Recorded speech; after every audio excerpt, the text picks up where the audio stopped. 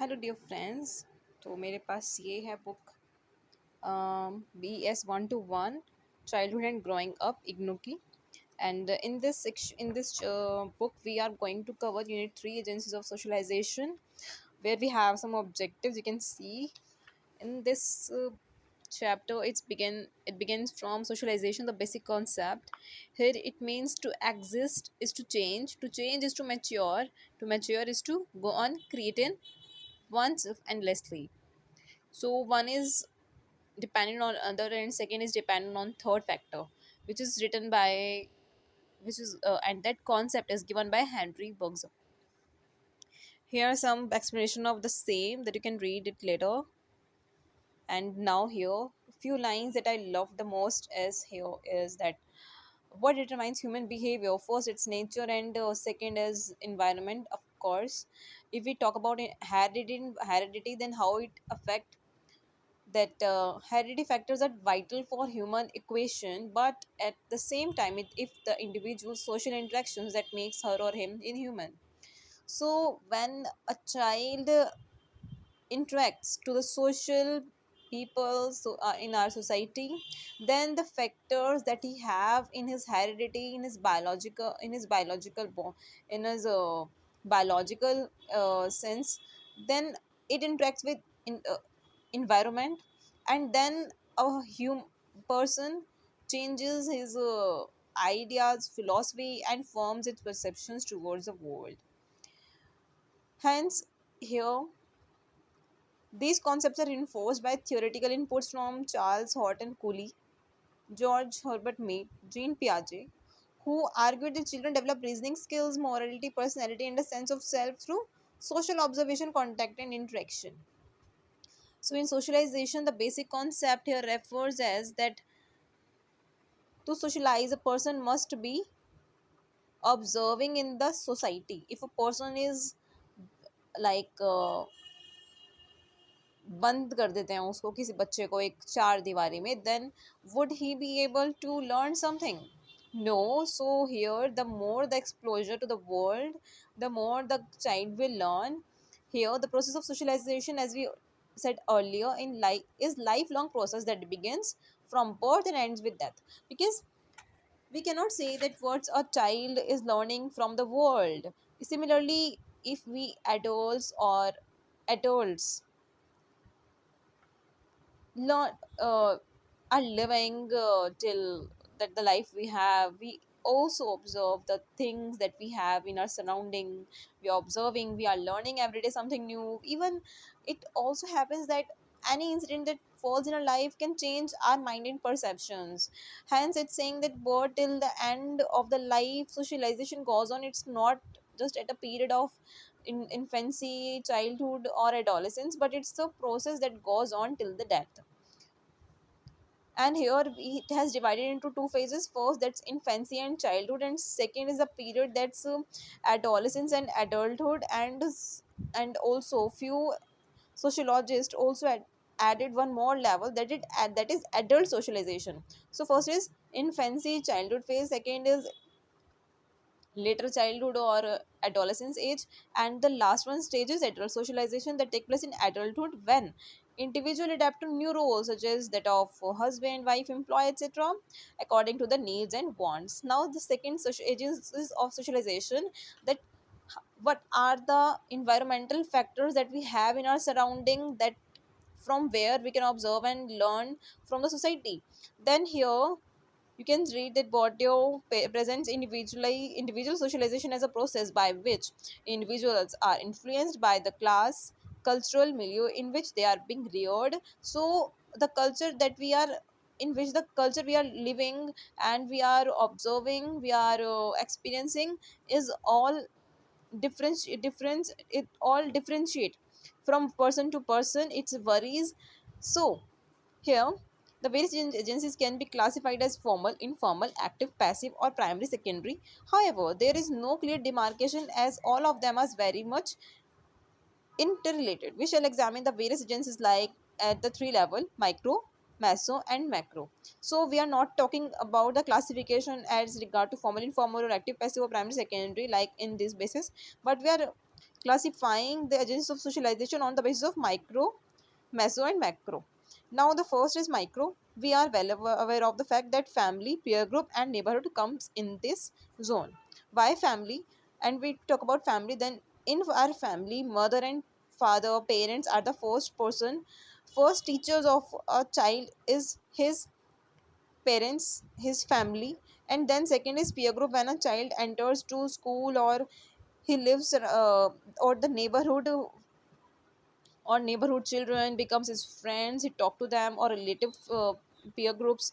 Peer means the at the age the child has at the child, कोई भी जो बच्चे की अभी जो एज है उसी के हम उम्र के बच्चे उसी के दोस्त बनते हैं, मित्र बनते हैं. And here peer group, family और नेबरहुड, सिर्फ यही बच्चे का जोन होता है जहाँ से बच्चा कुछ सीखता है. So micro level and tell small group interaction, it's vital because face to face intense and intimate interaction forms the basic formulation. तो बच्चा जो कुछ सीखता है इसमें बच्चा अपनी, आपको पता ही है, इसमें बच्चा अपनी लैंग्वेज सीखता है, ये अपनी छोटी छोटी जो आदतें अपनी किस तरह से उसको टॉयलेट ट्रेनिंग दी जाती है या एक टॉय एज है बच्चे की, वो बच्चा इसी में सीखता है. माइक्रो लेवल की बात करें तो उसमें हम डिस्कस करेंगे आगे चल के फैमिली, पेयर ग्रुप और neighbourhood at a large scale. So now let's see what we have here is. तो फैमिली को यहाँ पे उन्होंने बताया कि हमारा क्रेडल होता है सोशल वर्च्यूज़ की. बच्चा एक जो वर्च्यूज़ होते हैं सोशल की, उसका पालना होता है. क्यों? क्योंकि फैमिली में ही उसको सब कुछ सीखने को मौका मिलता है, फैमिली में से बच्चा सीखता है. A child establishes her relationship for better or worse with the rest of the world. उसी के बेसिस बच्चा अपना जो है रिलेशनशिप वो रेस्ट ऑफ द वर्ल्ड कैसी होगी कैसी नहीं होगी वो सोचता है. हमने एक चीज़ पढ़ी थी, हमने एरिक्सन में फर्स्ट हमारा था ट्रस्ट वर्सेस मिसट्रस्ट हमने पढ़ा था. तो बच्चे को अगर इसी 0 to 1.5 ईयर में अगर बच्चे को उसको अगर ये वाली ट्रेनिंग दी जाती है, 0 to 1.5 ईयर में बच्चे को अगर केयर मिलती है, अगर लव मिलता है, अफेक्शन मिलता है फ्रॉम हिज और हर पेरेंट्स, तो बच्चा क्या करता है, ट्रस्ट डेवलप करता है. और ट्रस्ट बच्चे को कहाँ से मिलता है, उसको उसकी मदर से मिलता है वो trust.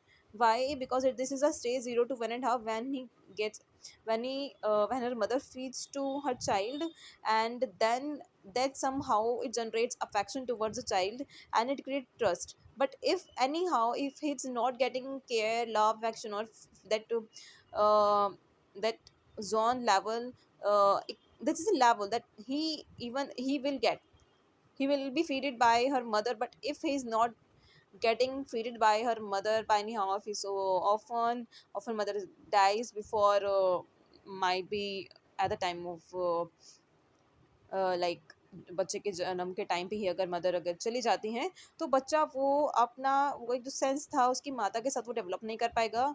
And hence that the sense will be develop as mistrust. And then we know that 1.5 to 3 years of age is about autonomy and the shame or autonomy versus doubt. Yes. So अगर बच्चा अपना अपने आप से अगर इस as में अपना उसने टॉयलेट ट्रेनिंग सीख लेता है, टॉयलेट करना चल जाता है, छोटी छोटी चीज़ें अगर वो खाना सीख रहा है, वो कहाँ से सीखता है? 3 साल तक, एक 6 साल तक का बच्चा जो सारी की सारी जो चीज़ें कहाँ से सीखता है, वो अपनी फैमिली से ही सीखता है ना. तो अगर वो बच्चा देख रहा है कि सारी चीज़ें वो अपनी अगर खुद कर पा रहा है, ऑटोनॉमी है उसमें, वो कर पा रहा है अपनी चीज़ों को, तो उसमें एक सेंस डेवलप होता है ऑटोनॉमी का. And from where he is learning all this things, is learning from the family. So his first school is not where he's getting admission like as in any institution, but the first school is his on family. Okay, now we will let's discuss about 3 to 6 years. This is the stage of initiative versus guilt, autonomy versus shame, autonomous doubt, shame or initiative versus guilt. तो यहाँ पर 3 से 6 साल का बच्चा फिर और आगे जाके अपना बढ़ता है, अपनी काम करने की शुरुआत करता है. लाइक उसको हर एक चीज़ करने का मन करेगा. लाइक अगर मदर अगर कहीं से वेजिटेबल्स ला रही हैं तो उसको मन करेगा कि मम्मी मैं लेके चलता हूँ. उसको हर एक काम आपको देखेंगे वो करने की कोशिश करेगा.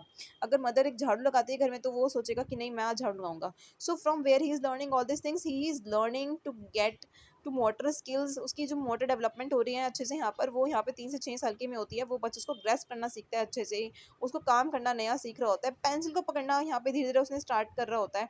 कलर्स का उसने ऐसे स्क्रिबलिंग कर देगा. तो इनिशिएटिव लेना बच्चा स्टार्ट करता है. अगर वो इनिशिएटिव नहीं कर पाता तो गिल्ट में चला जाता है. So this factors also you can mention in this family point. Let's see few points here. However, it may be noted that many other factors like size of family, socioeconomic background, occupation of parents, over parenting neglect, and parental pressure all affect socialization of children. The behavior that adults in the family courage or discourage and the type of discipline that they impose upon also impact on children's orientation to life. So friends, यहाँ पर जिस तरह से यहाँ पे लिखा है occupation of parents, parenting and parenting style भी मैंने भी देखा था यहाँ पे। सो आप यहाँ पे पेरेंटिंग स्टाइल भी दे सकते हो। अगर इसमें फैमिली में बच्चे की पेरेंटिंग स्टाइल्स में कौन कौन से होते हैं, अथॉरिटेटिव और अथॉरिटेरियन, परमिसिव एंड एक चीज़ और होती है डेमोक्रेटिक, हमारे पेरेंट्स होते हैं। तो अगर इनमें से भी आप इसको एक्सप्लेन कर सकते हो कि इस तरह से एक्सप्लेन करके बच्चे पेरेंट्स अगर इस तरह से होते हैं तो ये भी बच्चों पर इफ़ेक्ट करते हैं कि बच्चा जो बढ़ रहा है, क्योंकि ये पेरेंटिंग स्टाइल इफ़ेक्ट करते हैं। if parents are controlling, if parents are too much controlling, or they are balancing, if they are providing space to children, then all these styles of parents affect the children। और यहाँ पे size की बात करते हैं, size of family अगर यहाँ पे स्मॉल साइज़ है या न्यूक्लियर है या जॉइंट फैमिली है, तो यहाँ पे अगर जॉइंट फैमिली होती है तो बच्चों को एक्सप्लोजर ज़्यादा मिलता है, बच्चा वहाँ पे एक्सप्लोर कर पाता है, ये ग्रुप के साथ देख सकता है। लेकिन सॉरी, अगर बच्चे की न्यूक्लियर फैमिली होती है तो वहाँ पे इतना एक्सप्लोजर का मौका नहीं मिलता, बच्चों को वहाँ पे इतना सोशलाइज होने का मौका नहीं मिलता। लेकिन एक चीज़ और फैक्टर है, साइज ऑफ द फैमिली अगर बड़ी होती है तो बच्चा जहाँ पर शायद एक कभी कभी पेरेंट्स वैसा होता है कि कोई बात नहीं, ये काम तो बच्चे का कोई और कर देगा, या वो अपने खुद के ही कामों में इतना उलझ जाते हैं पेरेंट्स कि वो अपने बच्चों को कभी कभी टाइम नहीं दे पाते हैं साइज ऑफ द फैमिली में, क्योंकि उनकी रिस्पॉन्सिबिलिटीज़ दूसरों की तरफ भी ज़्यादा होती हैं, तो वो अपने बच्चों की तरफ कभी कभी ऐसा भी होता है कि रिस्पॉन्सिबिलिटी नहीं देख पाते हैं। और न्यूक्लियर फैमिली में भी आप ये कह सकते हो कि न्यूक्लियर फैमिली में भी ये प्रॉब्लम आती है कभी कभी कि, लेकिन यहाँ पे भी पॉजिटिव है, जैसे हमने पहले देखा था नेगेटिव है, बच्चों को स्पेस नहीं मिल पा रहा है जॉइंट फैमिली में। तो यहाँ पर न्यूक्लियर फैमिली में बच्चे को स्पेशली टेंशन भी मिल सकता है, यहाँ पे बर्डन कम होगा, तो यहाँ पे बच्चे को आप ज़्यादा स्पेस भी दे सकते हो, बच्चों के लिए टाइम भी निकाल सकते हो, बच्चे के लिए स्पेशली अलग से वो स्पेस मिल जाएगा उसको। यहाँ पे एक नॉइज़ फ्री इन्वायरमेंट होगा, लाइक बच्चों के बोर्ड एग्जाम्स होते हैं या कोई एक लर्निंग इन्वायरमेंट होता है, तो वहाँ पे कहीं ना कहीं पीसफुल इन्वायरमेंट भी होगा। और कभी कभी चांसेस होते हैं कि कुछ बैड हैबिट्स हैं हमारे कजन्स के हो जाते हैं, तो वो बच्चा वो भी ग्रेस्प कर लेता है। तो size of the family if it's small और न्यूक्लियर, देन यहाँ पे चांसेस होते हैं कि बच्चा यहाँ पे वो बैड हैबिट से बच्चा कम सीखे। तो दोनों की अपने प्लस और माइनस पॉइंट्स हैं। Next socio economic background, parents के इनकम है, एफ्लुएंट फैमिली से हैं या फिर मिडिल क्लास हैं या पॉवर्टी पे हैं, तीनों अफेक्ट करती है बच्चे की एजुकेशन और आगे जाके बच्चे को क्या बनना है। अगर हम एमबीबीएस की बात करें तो एमबीबीएस में भी उसके लिए काफ़ी लाखों रुपए चाहिए होते हैं। तो हर एक फैक्टर यहाँ पे डिपेंड करता है बच्चे के सोशलाइज होने में, क्योंकि बच्चे के अगर एफ्लुएंट फैमिली से हैं तो अच्छे स्कूल में एडमिशन हो जाता है, बच्चों को ज़्यादा रिसोर्सेज मिल जाएंगे पढ़ने के लिए। और अगर पॉवर्टी से हैं या मिडिल क्लास से हैं तो वहाँ पे कहीं ना कहीं रिसोर्सेज वहाँ पे कम होते हैं। और पेरेंट नेगलेक्ट तो हमने इस पेरेंटिंग स्टाइल्स में हमने देख ही लिया है, पेरेंटिंग प्रेशर्स भी हमारे पेरेंटिंग स्टाइल में आ जाएगा। तो पेरेंटिंग स्टाइल हम मेंशन यहाँ पे कर सकते हैं कि प्रेशर, नेगलेक्ट या फिर ओवर पेरेंटिंग, ये सारा हमारा पेरेंटिंग हमारा स्टाइल्स में आ जाएगा। And if there's something else that you want to see, then you can read it later on.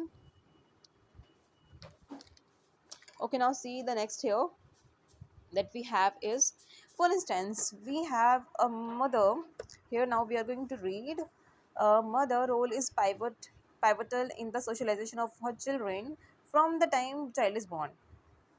जैसे ही बच्चा पैदा होता है उसको उसकी मदर के लिए बोल दिया जाता है कि बच्चा तुम्हारी जिम्मेदारी है। अच्छा, यहाँ पे एक चीज़ मेरे ख्याल से कुछ और भी था, pivotal।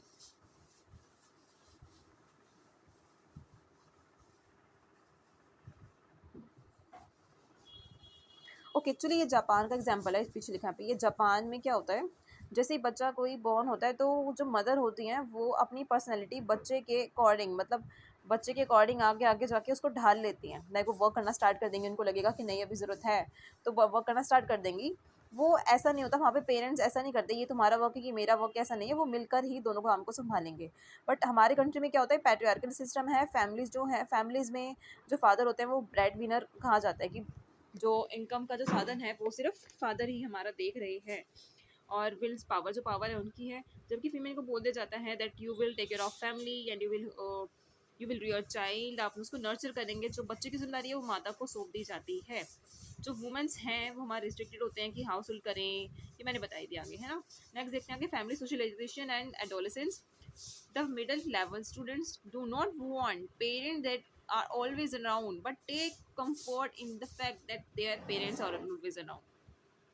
मिडिल लेवल स्टूडेंट्स का ये वो देखो, बच्चों के साथ ये नहीं होता कि हमेशा ही उनके साथ जाके बेकमल जाके बैठ जाओ, बट वट शुड बी, इनका होता है कि that you are here for us, that you are here for us as support, you are here always for us, but not that you are always around and keeping an eye on us.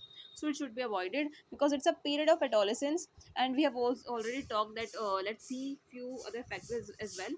When we talk about adolescence, then what is this age exactly is? So we talk about trust, mistrust, autonomy versus doubt, initiative versus guilt. Now we see then this is industry versus mm, inferiority,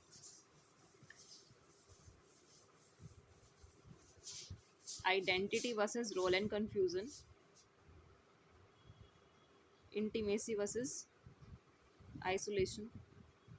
तो हमारे 3 levels हैं कहीं न कहीं adolescence के, that we can see.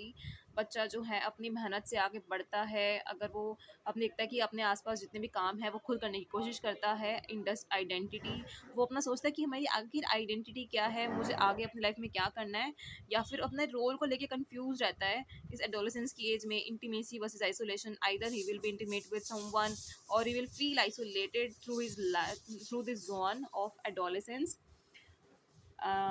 Scholars have viewed adolescence as a time of self exploration and self identity. Adolescents repeatedly ask themselves, who am I? What is the role assigned to me? Such questions bother them and create identity crisis. Yes, तो identity crisis किसने लिखा है? तो Erikson's ने ही लिखा है. मैंने Erikson's की कुछ आपको टॉप यहाँ पे जो पॉइंट्स है मैंने आपको क्लियर कर ही दिए हैं. ये पॉइंट्स आते हैं इसमें. 1968 की थ्योरी में बोला था captures vividly this identity crisis, क्योंकि बच्चे को एडोलेसेंस की एज में आइडेंटिटी क्राइसिस होते हैं.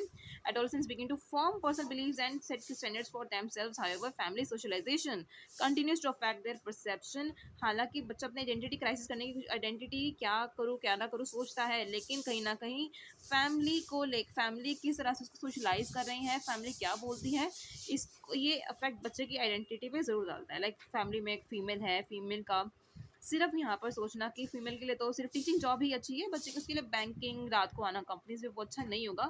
So here it's a barrier for the person. So here the identity crisis. Now the girl who wants to work in a company, she is become a teacher now. Why? Because of family barriers, family socialized culture. That what is right for her, she will choose that. तो यहाँ पे role में confusion रहता है, what is right for her, what is wrong for her, what should she choose. Next is यहाँ पे बहुत अच्छा एग्जाम्पल दिया है gender socialization in the family context में. Razita is a young cheerful girl studying in class 7th in Patna. She is an enthusiastic student. She is a very brilliant student, if we right. She is from Patna, Bihar, class 7. Rajita. Now, however, of late, she is not able to attend classes. Her mother has been ill and advised rest for a month. Her father has asked Rajita कि आप अपना घर पे रह के अपनी mother का ध्यान रखेंगे और अपनी बहन भाइयों को ध्यान रखना, लेकिन अगर वो अपनी क्लासेस अगर मिस कर देती है तो क्या होगा?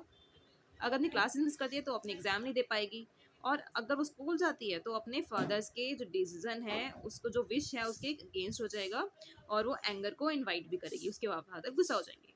तो and who will look after her younger siblings if she goes to school. तो यहाँ पर अगर वो स्कूल चली जाती है तो उसकी बहन भाइयों का उसका ध्यान कौन रखेगा, उसके छोटे बहन भाइयों का. तो यहाँ पर जेंडर सोशलाइजेशन बड़ी इशू है कि जेंडर का एक रोल प्ले करता है कि जेंडर हमारी सोसाइटी में जो है उसको वही निभाना है. अगर फैमिली की बात करें तो हमने फैमिली में भी यही देखा था. देखिए कि ब्रेड विनर यहाँ पे हमारा फादर को कहा जाता है, पावर किसके पास बोली जाती है, फादर के पास. मेल डोमिनेटिंग सोसाइटी है. अगर हमने एडोलेसेंस में भी हमने देखा कि कुछ यहाँ पे आइडेंटिटी क्राइसिस रहते हैं, यहाँ पे भी आप वो पॉइंट आप डाल सकते हो, no doubt. A parent may be annoyed by the way her adolescent son daughter keeps the room so untidy, but the adolescents it is matter of choice. तो यहाँ पे कुछ पेरेंट्स को लेके अपनी स्टाइल्स हैं कि बच्चे इस वक्त ज़्यादा कन्फ्लिक्ट स्टेज में होते हैं. अपनी देखो यहाँ many of conflicts between parents and adolescents arise due to main way of issues framed or defined. It may be due to differences in the expectation with regard to social norm and conventions. Parents tend to interrupt social in the basis of what's right and wrong according to social conventions. For adolescents, such matters are suited with personal choice. उनको क्या होता है, parents को हमेशा क्या लगता है कि बच्चा वो काम करे जो कि एक सोसाइटी ने नॉर्म्स डिफाइन कर चुके हैं. लेकिन यहाँ पर अगर हम बात करें बच्चों को अगर एग्जाम्पल छोटा सा लें तो हमेशा एक नॉर्म्स के according a child should keep his wardrobe, his room should be tidy, not untidy, उसको टाइडी रखना चाहिए, क्लीन रखना चाहिए. Now father enters the room and what he will say, तुमने इतने रूम का क्या हाल बना रखा है, थोड़ा ध्यान से रखो वैसे रहो एटसेट्रा एटसेट्रा. बट यहाँ पे बच्चा क्या कहेगा, बच्चा कहेगा ये मेरी चॉइस है, मैं जैसे चाहूँ वैसा रहना चाहिए. तो यहाँ पे कन्फ्लिक्ट रहता है हमेशा पेरेंट्स और एडोलेसेंट्स के बीच में, बिकॉज यहाँ पर एक फ्रेम्ड सोसाइटी है that you should be like that. And here involvement तो है ही. अब कुछ हम आपको parenting styles, I am thinking कि आपको पेरेंटिंग स्टाइल्स भी दिखा देते, because it's going to help you in your exams. Just give me a second. So yes, here we have some printing styles. ये bomb brain days parenting style बोला जाता है इसको. तो फर्स्ट है हमारे यहाँ पे अथॉरिटेटिव में हमारे इन्वॉल्वमेंट भी ज़्यादा होती है और बैलेंस कंट्रोल रहते हैं, बेस्ट है. अथॉरिटेरियन में यहाँ पे कंट्रोल ज़्यादा होता है, हर एक चीज़ के लिए यहाँ पे वो कहेंगे कहाँ जाना है, कहाँ जा रहे हो, कहाँ नहीं जा रहे, हर एक चीज़ को वो जानना चाहते हैं. Why the decision is being taken by the children, they will मतलब अपनी पूरी अथॉरिटी अपने हाथ में रखते हैं, अथॉरिटेरियन पेरेंट्स होते हैं. और यहाँ पे उनके अगेंस्ट जाने का तो कोई सवाल ही नहीं था. परमिसिव इज इट्स यहाँ पे ओवर एक्सट्रीम सब चीज़ों का ज़्यादा होता है. यहाँ पर हर एक चीज़ में ओवर ना तो छूट देनी चाहिए, यहाँ ना तो ओवर कंट्रोलिंग. यहाँ पर permissive is who is nurturing, यहाँ पे yes let me wait second. Over protective, over indulgent होना, warm loving and nurturing towards the children. तो यहाँ पे कभी कभी ये चीज़ नेगेटिव भी होती है, लेकिन कभी कभी यहाँ पे देखा गया है कि हाई सेल्फ स्टीम होती है बच्चे के, कॉन्फिडेंट भी देखा गया है, सोशल स्किल्स भी बच्चे की अच्छी देखी गई है, क्योंकि यहाँ पे पेरेंट्स उनको प्रॉपर सपोर्ट कर रहे हैं, प्रोटेक्टिव है, इंडल्जेंट है, warm loving and nurturing child attitude है. अगर हम नेक्स्ट देखें नेग्लेक्टफुल, आपने कुछ देखा होगा पेरेंट्स कुछ यहाँ पे फादर है मान लीजिए, उन्होंने बियर वगैरह पी रहे हैं, सिगरेट स्मोक, कुछ एडिक्टिव हैबिट्स हैं उनको, जुआ वगैरह खेलने की, तो उससे क्या होगा, बच्चे को खुद ही बल्कि संभालना पड़ जाता है पेरेंट्स को. वो खुद ही कहीं ना कहीं से अपनी अर्निंग करके पेरेंट्स को संभाल रहे होते हैं, घर को संभाल रहे होते हैं. So this is the negative. And here parents actually expecting demanding from the children that they to handle home, मतलब उनकी जिम्मेदारी खुद ही ले लें, उनको कोई फर्क नहीं पड़ता what a child is doing and not doing, it doesn't matter to them. But instead of being a parents, they are expecting and demanding uh, things to be done from the children only. So this is the parenting style that we read, इसके बारे में हमने बात की है. आगे देखते हैं जेंडर सोशलाइजेशन और फैमिली कंटेक्स्ट, हमने ये देख लिया. अगर आप रीड करना चाहें तो आगे आप ये रीड कर सकते हैं. अच्छा, ये हमारा पिक्चर क्या कन्वे कर रहा है, अगर आप ध्यान से देखें तो यहाँ पर बच्चा, यहाँ पर क्या, ये लड़का जो है सिलबट्टे से, ये जो एक जो पत्थर होता है क्या बोलते हैं, आई कैन नॉट रिकॉल, इसे बट्टे पर यहाँ पर एक कुछ कूटने की चीज़, यहाँ पे इसको सिलबट्टे पे, इसको तो सिलबट्टा बोलते हैं, इसको क्या बोलते हैं ध्यान नहीं आ रहा भाई, तो उसको मैं यहाँ पे इसको ग्राइंड किया जा रहा है, सॉरी एक सेकेंड, इसको ये तो आपको दिख ही रहा है. यहाँ पे बच्चे को थोड़ा सा हैवी वर्क दिया गया है इसको हाथ से चलाने के लिए, यहाँ पे गर्ल कर रही है अपना मिक्स कर रही है. बट एक चीज़ यहाँ पे गुड कि यहाँ पे थोड़ा सा इसको स्ट्रॉन्ग वर्क दिया, इसको थोड़ा हल्का दिया है. बट एक चीज़ गुड यहाँ पे डिफरेंस ये देख सकते हैं, second difference is that positive sense में, कि दोनों को ही खाने का काम दे रखा है, मदर ने दोनों को ही सिखा रही है, यहाँ पे जेंडर बायसनेस नहीं है, there is no gender biasness in this picture then that we are getting in this, that we can understand in this picture.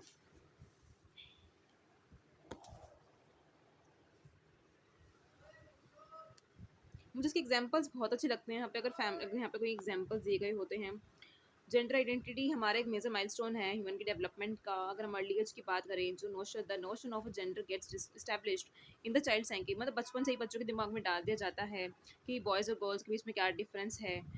Family में ही हमें सबसे पहले हमें जेंडर सोशलाइजेशन का क्लियर करने जाता है. बेटा अगर आप इसका एग्जाम्पल यहाँ पर आपको यहाँ मिल जाएगा, डॉल्स गर्ल्स के लिए हैं, गर्ल्स बॉयज़ के लिए होते हैं. कोई भी बॉय हमारी गेम में अलाउड नहीं है. तुम बच्चों जैसी बात मत करो, तुम हमारी बारबी डॉल्स के थोड़ी खेल सकते हो. Even I have an experience of working in, मैंने जब केवी मैंने पढ़ाया था, तो वहाँ पे जो बच्चे थे वो बच्चे फर्स्ट या पता नहीं सेकेंड क्लास का बच्चा था, और वहाँ पर एक बॉय था, उसको गर्ल्स की गेम्स में जाना पसंद था, लाइक गर्ल्स कुछ गेम्स अपना खेल रही थी, तो that boy wanted to join girls, but girls always denies that you cannot join us because you are a boy. And then later I even said that you can join it, no problem. मैंने उसे उसकी क्योंकि बाकी boys तो अपना game खेल रहे थे पकड़म पकड़ाई का, गर्ल्स का अपना चल रहा था, कुछ पता नहीं कुछ अलग ही गेम खेल रहे थे, I can not recall that. But here जो थिंकिंग थी बच्चों में ऑलरेडी वो क्लियर थी कि बॉयज अलग गेम खेलते हैं, गर्ल अपना।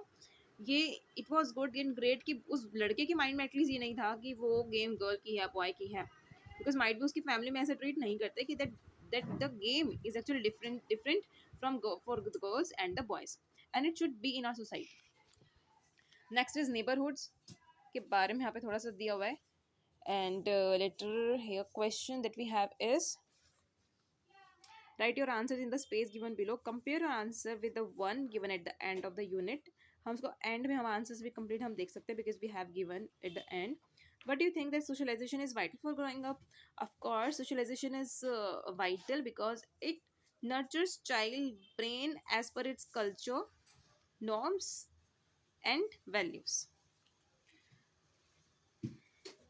Take a few adolescents in your colony, find out who they consider as their role model। You can do it as a write reflection based on their inputs in the space provided। तो यहाँ पर neighbourhood हमारा छूट गया, neighbourhood एक बार देख लेते हैं छोटा सा। It is easy to observe independence among people of the same locality. There may be individual differences at the same time. These residents of the same locality seek to realize common values, share common tradition, folkways, customs, socialize youths, and many maintain effective social control. Thus, you may understand that neighborhood plays a major role in the socialization process। Similarly, as we discussed before कि जिस तरह से बच्चा society में अपने क्या क्या चीज़ें सीखता है, तो यहाँ पर बच्चा अपना tradition Folkways and custom socials youth ये सब कुछ बच्चा अपनी सोसाइटी से सीखता है।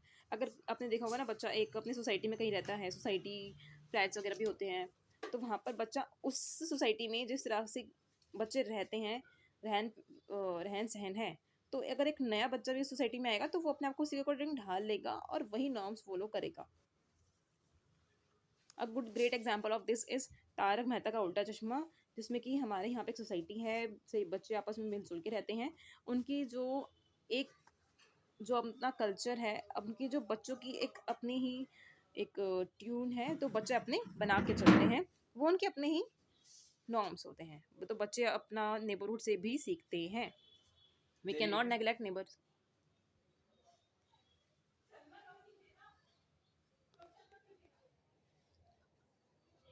Now, the next we have is meso level socialization, school, religion, social class, um, and we will see this in later video. Thank you so much.